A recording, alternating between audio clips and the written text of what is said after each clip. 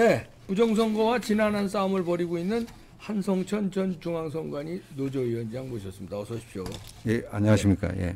이번에 21대 대통령 직무집행정지 신청을 지난번에 했다고 이봉규 TV에서 여러분들께 보고를 했는데, 예, 6월 30일 했습니다. 그게 기각결정이 나왔어요.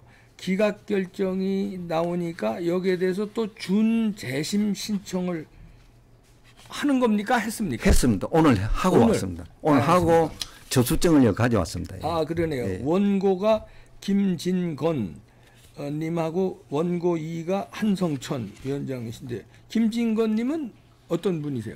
김진건 님은 육사 졸업하고 네. 국정원에 근무하시다가 국정원 정치과장 하시다가 퇴직하신 분입니다.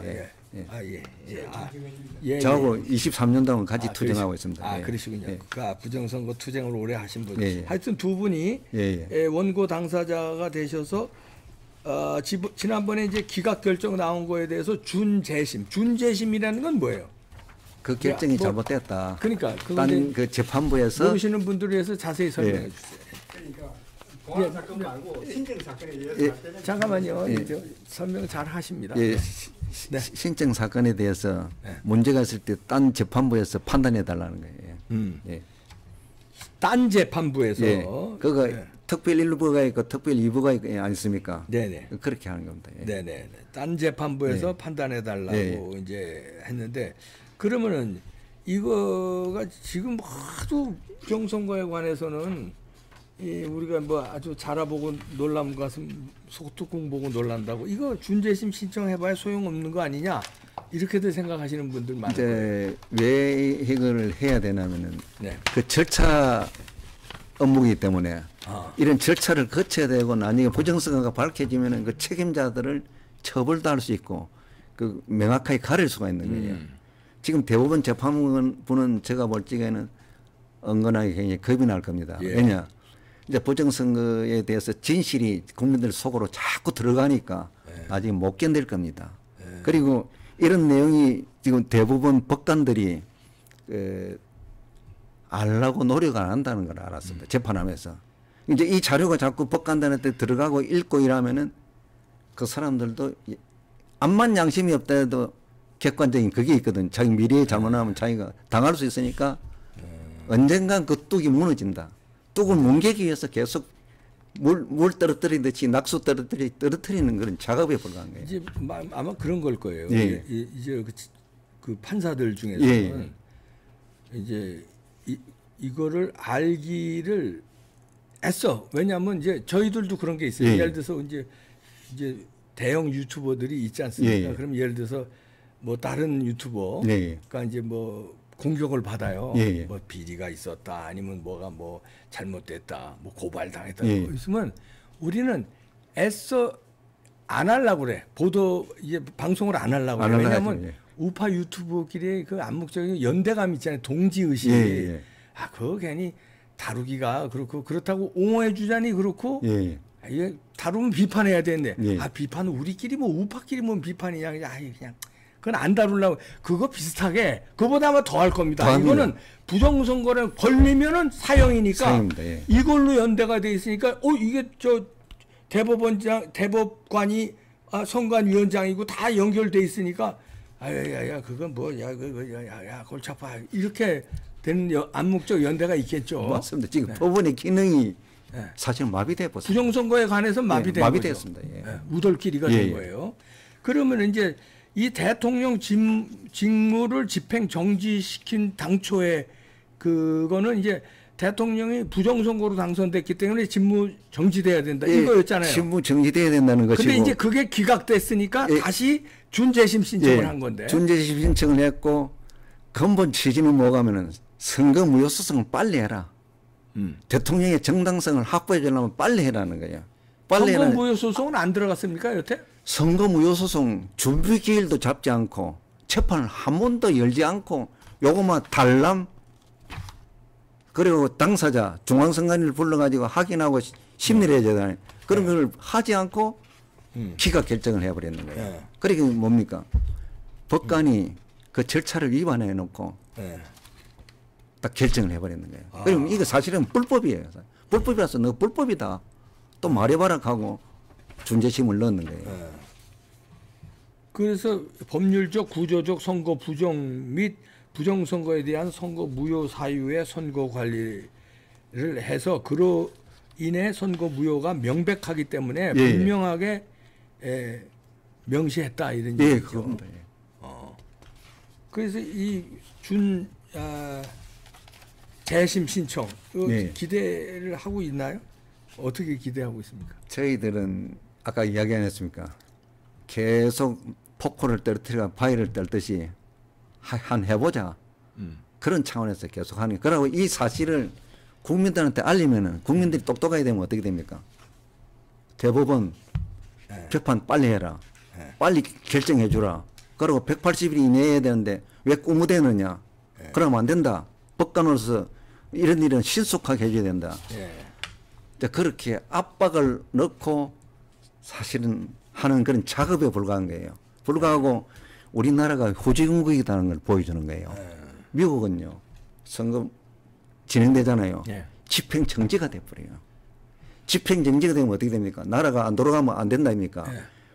최대한 신속하게 집중해가지고 판결을 해줘요. 이 나라는 후진국이 돼가지고 계속 대통령 임기를 진행해 가는 거예요. 이게 우리나라가 법적으로 후진국의 제도를 가지고 있다는 거예요. 그리고 이것도 사실은 옛날에 다 국회에서 고쳐줘야 되는데 제도를 그대로 고쳐줘야 되는데 제도를 고치지 않고 국민들만 답답하게 만드는 거예요. 아니 이제 지금 이렇게 된 게 결과적으로 놓고 보면은 전자개표 시스템이 들어온 다음부터 이 부정선거가 그렇습니다. 그때가 몇 년입니까? 2002년입니다. 2002년이죠. 그 전자개표 시스템 들어올 때. 그때 중앙선관위 저 노조위원장이었습니다. 노조위원장. 그거 왜 못 막으셨어요? 그때 어떻게 됐는 겁니까? 그때 막으셨으면 그때 됐잖아요. 막았어요. 막아가지고 막긴 뭘 막아요 지금까지. 기자회견 한다고 막아가지고 타입이 어떻게 됐냐? 전자개표기를 돌리가 해킹한 증거가 투표지 한 매라도 나오면은 선거 무효 선언하겠다 약속하고 섰는 거예요. 저는 진짜 안 나올 줄 알았어요. 법원에 피고 대리인 중앙선관위 대리 참관인으로 참관했습니다. 동부지방법원에. 오전에는 발견을 못했어요. 오후에 딱 보니까 안 되겠다 싶어 제가 직접 제가 해드리겠습니다 하고 그 재판 판사한테 부탁을 하니까 해달라 해가지고 3시간 동안 보니까 해킹된 표가 12매가 나오는 거예요. 가슴이 쿵둥쿵둥 하는 거예요. 아, 내가 속았구나. 그러니까 딴 법정에 있는 우리 중앙선관위 직원들이 참관인을 갔는데 연락했어요. 이거 나왔다. 큰일 났다. 서울시만 70만 명 나왔어요. 그 다음날 바로 중앙선관위 쫓아가 사무총장 만나 선거무효 선언하세요. 그러니까 저를 어떻게 하겠어요. 아, 이놈 안 되겠다 하고 파면으로 나왔는 거예요. 그래가 3회부터가 끝까지 붙어붙는 거예요. 그런 사건이 이게요. 그러면 그 이후에 뭐 다른 무슨 방법이 없었습니까? 그 이후에 정당에 알리고 사회단체에 알리고 그 언론에 알리고 다 틀어막아 봤어요. 그 틀을 막는 방법이 너무 철저하다는 걸 알았고 세월이 지나서 보니까 돈으로 다 틀어막아 봤는 거예요. 2002년부터 부정선거 카르텔은 이게 말하자면 어떻게 보면 형성이 된 거네요. 2002년부터 시작돼 가지고 이제 그다음에 이명박 정권으로 이제 노무현을 김대중 대통령을 거치가 이명박 김대중 대통령 노무현을 거치면서 그다음에 이명박 정부로 넘어갔잖아요. 이명박 정부에 넘어가 가지고 2008년 10월 6일 날 카르텔이 형성되는 거예요. 아니 그러면은 이해가 안 가는데 여러분들 그런 질문들을 많이 해주세요. 2002년부터 부정선거 카르텔이어서 그때부터 부정선거가 자행됐다면 자행된 박근혜 대통령, 이명박 대통령은 어떻게 당선된 것이며 그럼 그때는 그런 부정선거를 바꿀 노력을 왜 안 했냐 이렇게 또 질문 들어요. 그거는 이제 어떻게 지금 그 판단을 잘못하고 있냐면 제가 이야기하는 부정선거는 선관위의 적법 절차 원칙을 위반한 한 4가지 사항이에요. 그거를 위반하면은 당연 무효를 해가지고 이것저것 쳐다보지 않고 무효 이렇게 판결하는 원칙이 있어요. 거기에 걸린 거예요. 그래 걸리니까 그 시스템을 계속 절차를 위반하고 쓰면은 이것저것 보지 않고 무효. 그것이 2002년부터 지금 현재까지 진행이 되는 거예요. 그러고 국민들은 그러니까 예. 직접적으로 지금처럼 예. 4.15 총선이나 4.10 총선 지난번 대선처럼 직접적으로 부정선거를 하지 않았어도 절차를 위반하면 다 무효. 전자개표기 쓴 자체가 위반이 돼서 그래서 박근혜 대통령, 이명박 대통령도 그렇습니다. 무효라는 거지. 지금처럼 증거가 나온 건 아니다. 지금처럼 증거는 이미 나왔고요. 나왔고 계속 진행됐고 지금은 6.3 대선은 어떠냐. 그 절차 위반에다가 또 그 큰 거를 따지겠습니다. 너무 짠짠한 걸 따지면 끝도 없이 많으니까. 그 대법원에서 최종 결정해가지고 파기환송된 사건이 있잖아요. 파기환송 되기 전에 파기환송 안 된다고 기각한다고 발언했거든요. 그 사건 자체가. 그 발언 자체가 대법원에서 심리한 결정한 거에 대해서 미리 발설했단 말입니다. 이거는 허위사실 유포죄에 들어갈 수 있어요. 그게 큰 건입니다. 전 국민 상대로 그랬으니까. 두 번째는 누가 허위사실 유포를 했다는 거예요? 민주당 아니면 후보자가 그랬는 걸 알고 있어요. 그것이 인터넷에 돌아다니니까 그 사실 확인해가지고 그게 사실이라면 허위사실 유포자가 되고 그다음 두 번째는 짐 노조스가 민주당을 지지했댔어요. 내가 알기로는 짐 노조스가 지지한 바가 없다고 나왔거든요. 그럼 그걸 또 사실 확인하면 사실 확인되면은 커다란 허위사실 유포죄. 그다음에 그 두 사건을 중앙선관위가 고발을 하지 않으면은 또 선거무효 사유. 중앙선관위는 적극적인 고발 의무가 있습니다. 그래서 후보자가 또는 정당이 선거법 위반한 것이 또 나와버렸는 거예요. 그래서 뭡니까? 6.3 대선은 제가 볼 적에는 재판을 제대로 한다면은 볼 것도 없다. 그대로 무효다. 아니 6.3 대선뿐만 아니라 4.15 총선도 다 무효입니다. 저 재판 제대로 하면 다 무효지. 다 무효입니다. 사실은 증거들이 그렇게 많이 나왔는데. 이것도 나왔잖아요. 부정선거 백문백답도 나왔는데. 이렇게 많이 나왔는데 무슨 뭐 증거가. 재판부가 썩어가 있고 검찰이 썩어 있으니까 또 언론까지 썩어 있으니까 막을 방법이 없는 거예요 지금. 막을 방법이 없는 겁니까? 막을 방법이 있으니까 국민들이 전다 훈련해 가지고 일시에 전다 일어나고 국민들 전다 일어나면 어떻게 되겠습니까? 주권자가 일어났으니까 정권이 바뀌고 다 바뀌어 버리는 거죠. 우리는 평화롭게 하면 찾겠다 그게예요. 2002년부터 부정선거 카르텔은 형성됐는데 이명박 박근혜 대통령 때는 직접적으로 부정선거를 했다는 게 아니라 절차, 선관위가 절차를 위반해. 전자개표 시스템을 썼다는 거, QR코드를 썼다는 그 절차가 위반이 되는 거지. 직접 뭐 보정값을 넣어서 선관위 서버에서 지금처럼 이렇게 했다는 게 아니고 그리고 지금은 아예 절차 위반에다 실질적으로 여러 가지 부정선거 사례가 나왔다는 거죠. 나왔지요. 이번에 제일 중요한. 그러니까 이걸 구분해서 주장을 해주셔야지 2002년부터 부정선거였다 이렇게 주장을 하면은 보수 우파들이 저 양반 뭘 얘기하는 거야. 이명박 박근혜 대통령도 그럼 부정선거로 당선됐다는 건 뭐야. 저 양반 저 뭐지 우파야 뭐야 저 양반이 매국노야 배반제 이렇게들 얘기를 해요. 확실하게 이게 조정을 해놓고 대표님 이제 이번에 방송하면서 확실하게 해주시니까 고맙습니다. 그래야 돼요. 그러니까 오해 없으시길 바랍니다. 2002년부터 전자개표 시스템이 들어와서 그 유명한 조혜주가 선거 과장일 때 전자개표 시스템 들어온 거 아니에요. 그걸 썼기 때문에 절차적으로 무효다. QR코드도 쓰면 안 되는데 데서 썼기 때문에 선거법에는 QR코드가 아니라 막대 그래프, 막대 바코드를 쓰기로 돼 있는데 QR코드를 썼기 때문에 절차적으로 무효라는 거지.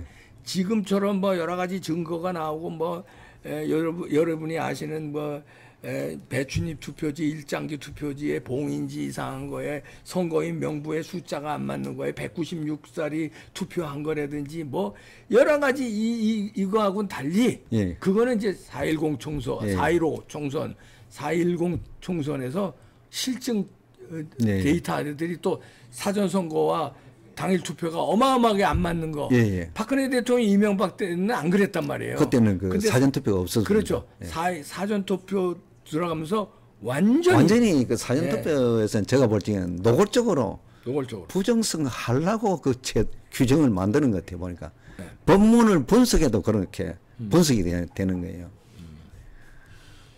자, 그럼 준재심 신청이 이건 언제 정도에 이게 뭐 결과가 나올 수 있나요? 6월 30일 날 했는데 7월 15일 날 나오는 거 보니까 빠르면은 15일 후에 또 나오겠죠. 이제 기각 그때 대통령 직무 집행 정지 신청이 6월 30일 날 했는데 7월 15일 날 나왔고 기각 나오게. 이번에 준재심 신청을 8월 14일 날 했는데 그러면 8월 말경에 나올 가능성이 있다. 자기들도 이제 이 자꾸 이런 방송을 나가고 하면 어시지할 거예요. 네, 대법원장 대법관 전원 합의체 대법원장 귀하 이렇게 준재심 신청을 했습니다. 여러분들 많은 관심 가져주시고요. 난 이런 거 보면은 그 조희대 대법원장이 중요한 역할을 하지. 중요한 역할을 해야 되는데 여태까지 못한 거예요. 지난번에 여러 가지 파기환송도 그렇고 그 파기환송도 거기서 깔끔하게 파기 자판해서 그래서 끝났습니다. 후보가 안 되는 거 아니에요? 안 되고 끝난 거예요. 그걸 파기환송 이것도 파기 자판하고 똑같은 사건입니다. 조희대 대법원장이 대법관 전다 모아놓고 이 증거를 가지고 언제 이거 우리 이 진실을 묻을 수가 없다. 우리가 이어서 진실을 밝히고 자유민주주의 체제를 공고히 하자. 이렇게 마음 먹고 함께 하면요. 어느 대법관이 반대를 하겠습니까? 끝나본다. 그러니까 이 부정선거 밝히는 거를 끝나본다. 어떻게 보면 밝혀야 될 수 있는 책임적인 위치에 있는 사람이 이 위치에 있는 사람들이에요. 이 못 밝히면 그 방조가 되는 건가요? 방조가 되고 부정선거 범죄가 되는 거예요. 방조 범죄. 이게요. 부정선거가 왜 무서우냐면 그게 없습니다. 저거 뭐라 합니까? 그 범죄 적이 없어요. 저기 뭐예요? 그 뭐라 하나 공소시효가 부정선거는 공소시효가 없죠. 없기 때문에 이게 제대로 밝혀지면요 노무현 대통령까지 다 올라가 봅니다. 지난한 노력을 하시는데 21대 대통령 직무 집행정지 신청 기각에 대한 거 이번에 8월 14일 날 준재심 신청을 했습니다. 원고 1 김진건, 원고 2 한성천 위원장 직접 이거 설명을 해주셨습니다. 여러분들 관심을 가져주시고 포기하지 않고 같이 싸워주시길 바랍니다. 조희대 대법원장 원망스럽네요. 아유 진짜 안타깝네요. 네. 예, 고맙습니다. 네, 감사합니다. 예.